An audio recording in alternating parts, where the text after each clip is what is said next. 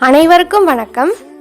இன்று ஜூன் 8, 2025 வண்ணம் அறக்கட்டளையின் சமூக சேவகி கோவை மாவட்டத்தைச் சேர்ந்த திருமதி சண்முகப்பிரியா அவர்களின் இளைய மகன் திரு சூர்யா அவர்களின் பிறந்த நாளை முன்னிட்டு சென்னை சாலையோரத்தில் உள்ள ஆதரவற்ற முதியோர் மற்றும் மாற்றுத்திறனாளிகளுக்கு மதிய உணவு வழங்கப்பட்டது.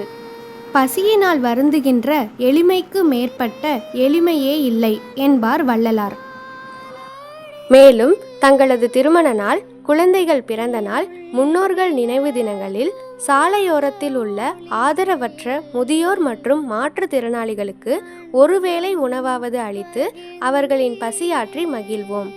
உணவின்றி தவிப்பவர்களுக்கு உணவு கொடுக்கும் பொழுது அந்த இறைவனின் அருளை பெறலாம். உதவி செய்ய விரும்புவோர் கீழே உள்ள எண்ணை அணுகவும்.